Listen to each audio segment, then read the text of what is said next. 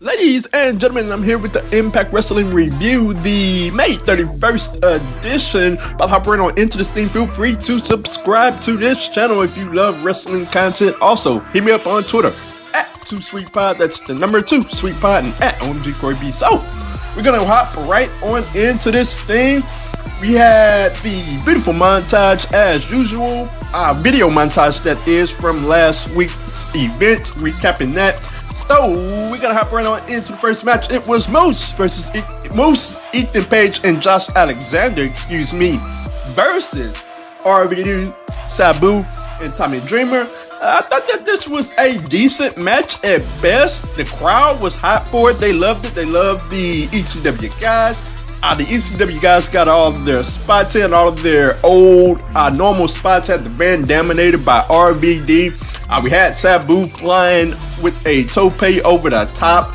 All of the old ECW regular moves that we're used to seeing, they got them in that night. Even Dreamer hit the Spicoli driver. So I thought it was a decent match, very much back and forth match. RVD and Sabu and Dreamer picked up the victory, but I have to just say this. Okay, let's let that be the end of the ECW comeback. Like, I understand that we're in Philadelphia, and it's all good. I know, the Philadelphia crowd, give them something that they've seen before, bring back some old stuff. I don't necessarily mind it. It's just that, look, first of all, Moose, Ethan Page, and Josh Alexander should have gotten the win. That's just my opinion. But now that it's over, let this be the end. Like, enough. Okay. RVD, Sabu, and Dreamer, that's fine, but let this be the end. Moving on, we got an promo / interview from Brian Cage. He said that he hasn't been cleared to return to the ring, but that he will return at Slammiversary. Thank goodness, because I miss me some Brian Cage. I miss the world title on Impact, so I can't wait to have him back. So, moving on, we had Tessa Blanchard versus Disco Inferno, Glenn Gilberti. Look, I don't mean to be so negative on this review, but it's just it is what it is. Glenn Gilberti came out, he cut a promo, he ran down the city, ran down Philadelphia Flyers, so, got some heel heat, whatever. But I'm just sick of Glenn Gilberti on my TV screen on Impact Wrestling. And, let this be, let this be the end. Tessa Blanchard, the best thing about this match only went 30-40 seconds. So, Tessa Blanchard picked up the win, 30 seconds, thank goodness. So, let this be the end of Glenn Gilberti. He's not good, he's not interesting. I do not want to see him anymore. So, after that, we had LAX. They were in the LAX clubhouse as usual, and the Rascals arrived. They talked about how they had a title shot. LAX is looking around like, what? Conan was like, what are you guys talking about? So we got this thing to where Trey Miguel drunk up all of LAX's stuff, and that just ticked Ortiz off. And they set up the match. It will be LAX versus the Rascals. I cannot wait to see that match. That is going to be a phenomenal match going forward. I would think that would be the main event of either a next Impact or whenever it goes down. Moving on, we have the Daniels versus the Desi Hit Squad. And I gotta say that, look, I'm at a point to where I've said this many times before. I do not enjoy the Desi Hit Squad, man.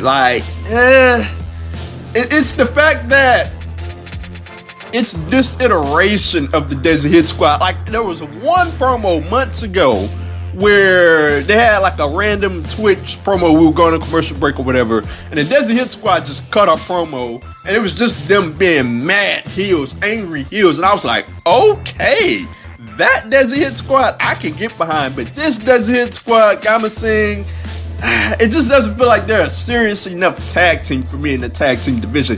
That's just my opinion. We got the Dinas here. The match overall, it was nothing for me to get mad about. It was decent enough. I love the stereo topes by the Daners.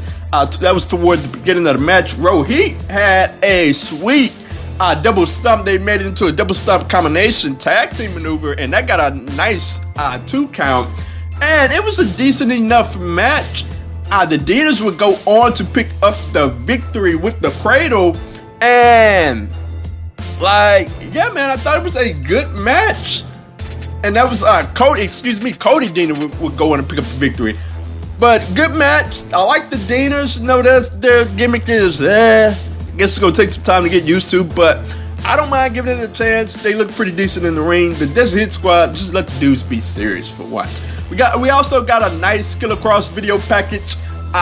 Impact's production team does a phenomenal job on that, as always. But moving on, we had a sweet street fight, Eddie Edwards versus Killer Kross. This, when it was over, I said, man, this is the best match of the night. But the main event happened, it was like, oh man. But this was a really, really good match. Plenty of spots in this match. The trash can thrown into Eddie Edwards' face as he tried to go to a tope. The crowd was very, very hot for this one.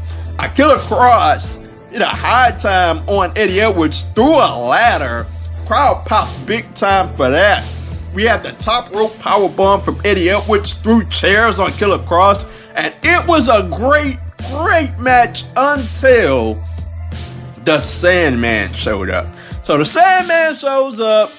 He assists Eddie Edwards into a win over Killer Kross, and I gotta say, once again, the ECW revival, I'm not feeling. Like Sandman coming in, and I'm not feeling it. Like the storyline, okay, it was decent enough after the match to where he gave Eddie Edwards a new cane, a new kendo stick. Okay, that's a decent storyline. But him showing up in the match, like they could have had Eddie Edwards win the match, Killer Kross lay on the beatdown with somebody else, then have Sandman come make the save, and then you can run it like that. That I would have been fine with.